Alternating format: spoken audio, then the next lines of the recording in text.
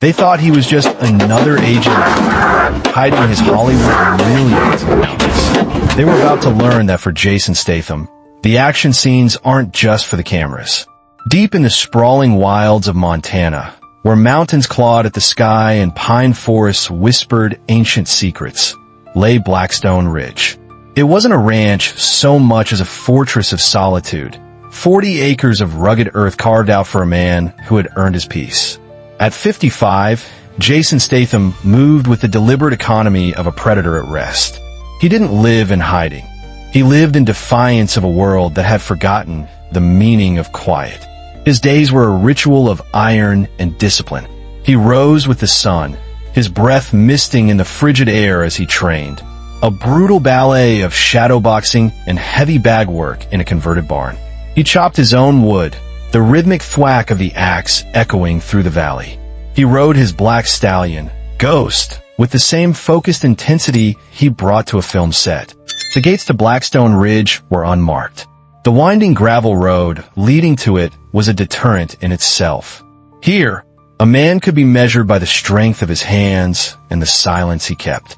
But 15 miles away, in the stale, beer-soaked air of a roadside dive called the Rusty Spur, silence was a commodity in short supply. Here, trouble was brewing. The Gravel Kings, a grimy crew of local thugs and wannabe outlaws, held court in a corner booth. They were loud, crude, and fueled by cheap whiskey and their own inflated egos. Their leader, a man who called himself Cutter Thorne, was a monument to bad decisions. A jagged scar sliced through one eyebrow, and his grin was a collection of yellowed teeth.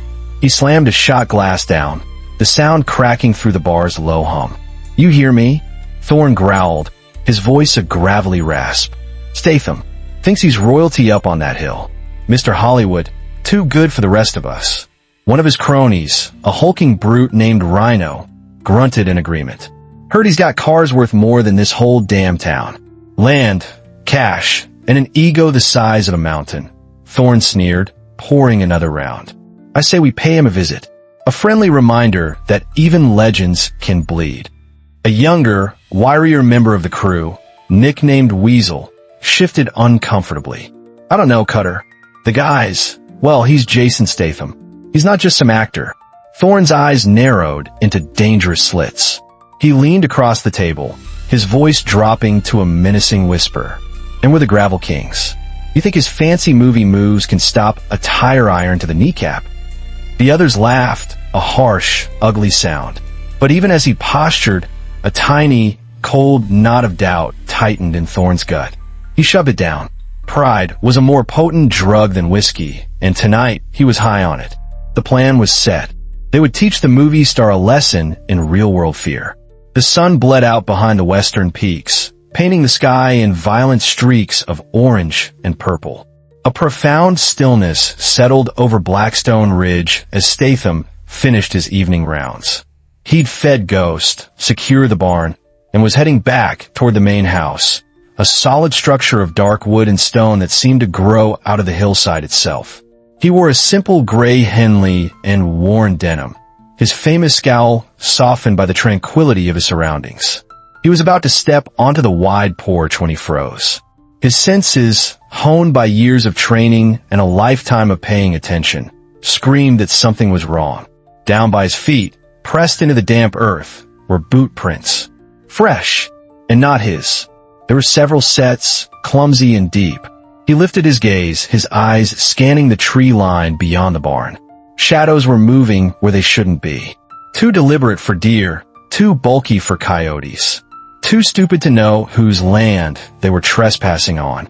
He didn't reach for the shotgun he kept by the door. He didn't pull out his phone to call for help. Instead, a cold, familiar calm washed over him. He was a man who ran toward trouble, not away from it. He walked into the house, the screen door sighing shut behind him. He didn't turn on the lights. He simply moved into the deep shadows of the living room, becoming one with the darkness, and waited. 5 minutes later, the crunch of tires on gravel broke the evening silence.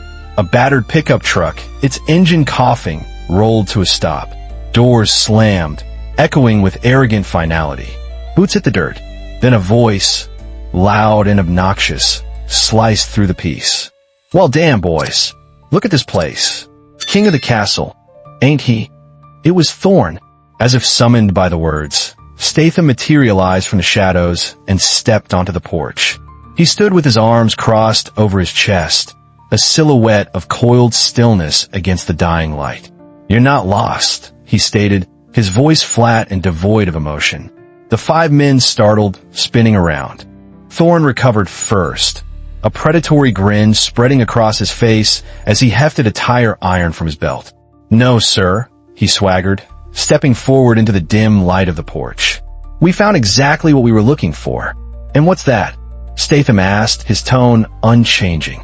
"A little fun," Rhino snorted, cracking his knuckles. "You won't find it here." The gang fanned out, beginning to circle the porch like hyenas sizing up a lion. One of them, a lanky punk named Plague, lit a cigarette, the flame briefly illuminating his sneering face. The silence that followed was heavy, charged. Statham's utter lack of fear was more unnerving than any threat could be. It was an alien concept to them. "Here's the thing," Thorn said, taking a step onto the porch, his boots thudding on the wood. "You walk around like you're some untouchable legend. We're here to prove you're just flesh and bone." Statham's eyes narrowed almost imperceptibly. "Then get on with it. You talk like a tough guy," he said. "Let's see if your hands can back it up." Thorn laughed, a short, sharp bark. "You want me to swing first?" "No," Statham replied, stepping down from the porch to meet them on their own ground. He rolled his neck, a single, sharp crack in the night. "I want you to know it was your choice." The first move came from Rhino. He was big, overconfident, and thought a fast, powerful right hook would end the confrontation before it began. It was a brawler's punch, telegraphed and clumsy. It never came close to landing. Statham didn't retreat. He exploded forward, moving inside the arc of the punch. In one fluid, devastating motion, he parried the arm, trapped it against his own body, and drove the heel of his palm into Rhino's chin. The big man's eyes rolled back, and he collapsed like a felled tree, out cold before he hit the ground. One down. The other 4 stared, their bravado momentarily shattered by the sheer speed and efficiency of the takedown. Plague, the one with the crowbar, was next. Fueled by a mix of shock and rage, he screamed and rushed forward, swinging the heavy steel bar in a wide, horizontal arc aimed at Statham's head.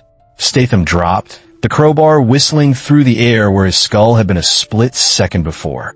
As he came up, he wasn't just dodging, he was attacking. He spun inside Plague's guard, his left hand clamping onto the wrist, holding the weapon, while his right elbow slammed into the man's ribs with a sickening crunch.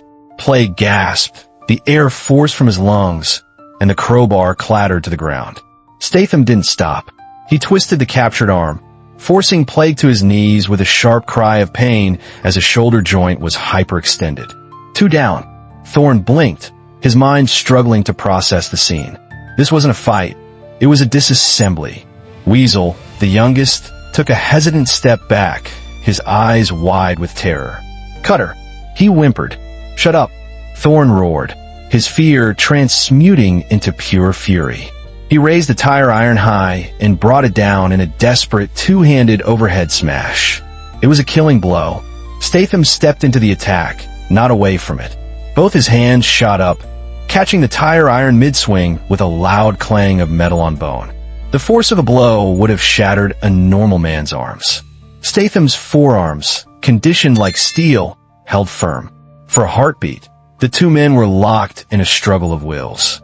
Then, with a grunt of exertion, Statham wrenched the weapon from Thorn's grasp, twisted it, and snapped it over his own knee. The sharp crack of breaking steel echoed in the stunned silence. Before Thorn could even react to the loss of his weapon, Statham delivered a single, brutal punch to his solar plexus. The gang leader folded in on himself, dropping to his knees, his face a mask of agony as he fought for breath he couldn't find. 3 down. Weasel, seeing his leader fall, finally broke. He turned and ran for the truck. He didn't get 6 steps. Statham covered the distance in a blur of motion, grabbing the back of Weasel's hoodie and yanking him backward off his feet. He dropped him with a single precise spinning back fist to the temple that ended the chase instantly. For down. The last man stood frozen, his lit cigarette falling from his trembling lips. He looked at his 4 downed comrades, then at the silent, unbreathing figure of Statham. He slowly raised his hands in surrender. Statham just stared at him until the man crumpled to his knees, sobbing. 5 down. The entire engagement had lasted less than 30 seconds. The Montana night was silent again, save for the pathetic moans of the 5 men scattered across the gravel driveway, like broken toys. Jason Statham stood in the center of the carnage he had wrought, his breathing even, his gray Henley unwrinkled. He hadn't broken a sweat. He walked over to Cutter Thorne, who was on all fours, coughing up bile and blood. The man's pride was more shattered than his ribs. Statham nudged him with the toe of his boot. "You picked the wrong house," he said, his voice a low, dangerous rumble. Thorne wheezed, trying to speak. We were just having fun." Statham crouched beside him, his expression as hard and unreadable as the granite mountains surrounding them. "This is your idea of fun? Coming to a man's home, on his land, to intimidate him?" Thorne turned his face away, the shame finally cutting through his pain and arrogance. "Did you ever ask yourself," Statham continued, his voice dropping even lower, "why the gate is unmarked? Why no one comes up this road unless they're invited?" Thorne didn't answer, his body trembling.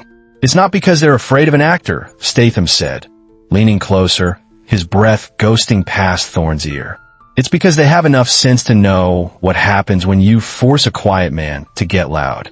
He left them there, wallowing in their regret, and walked back into the house. He ignored the modern smartphone on the kitchen counter and went to an old, black rotary phone mounted on the wall, a relic from another time that, like him, was brutally reliable. He dialed a number from memory. After 2 rings, a weary voice answered.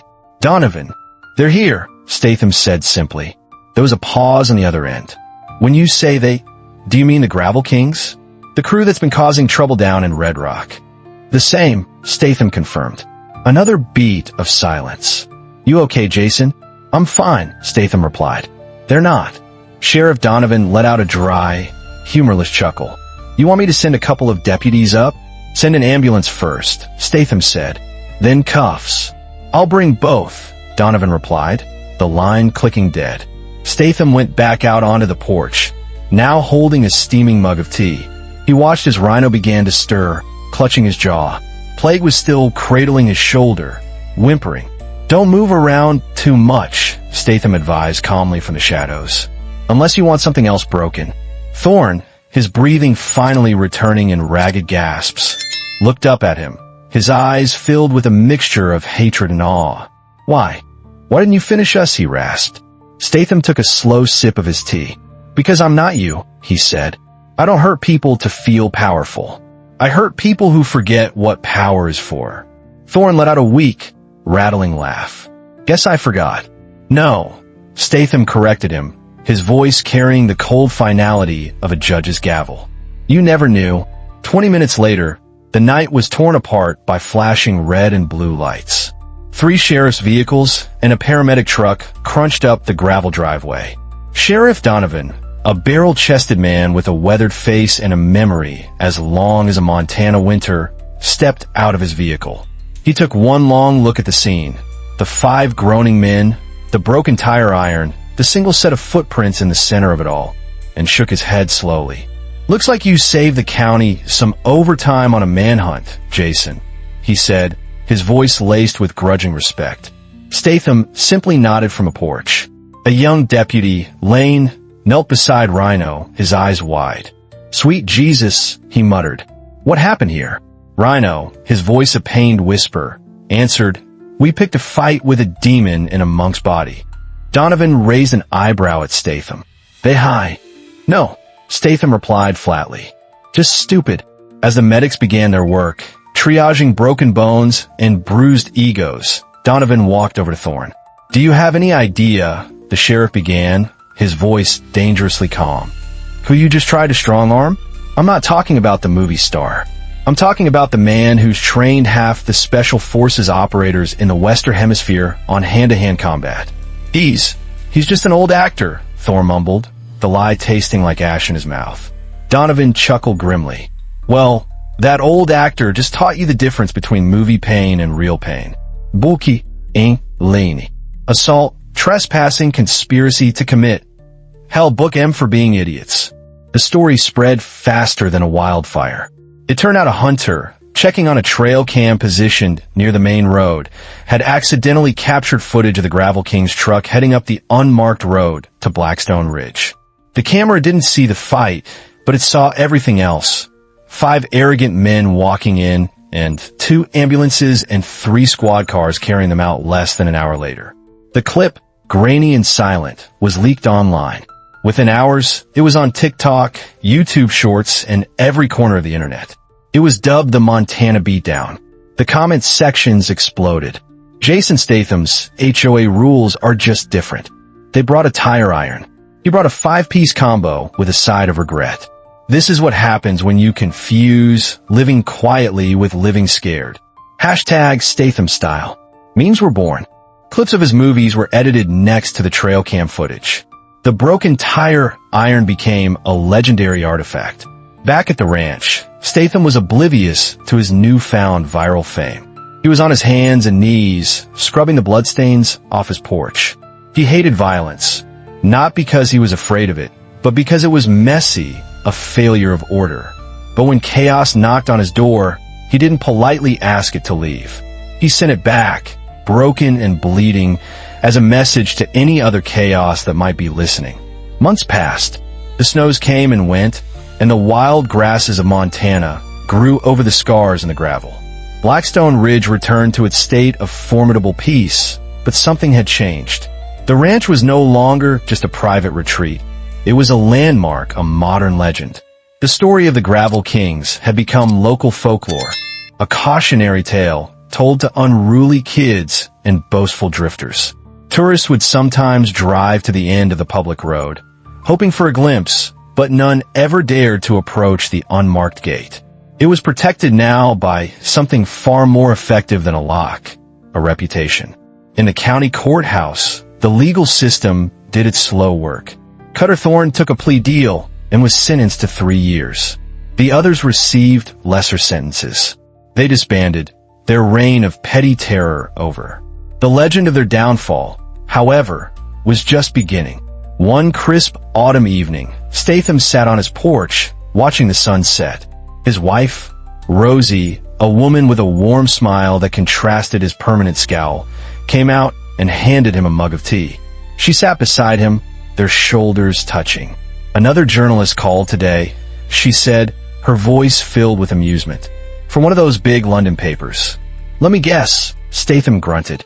Wants to know how many punches I threw or what pressure points I used. She chuckled, a sound as comforting as the warm mug in his hands. Something like that.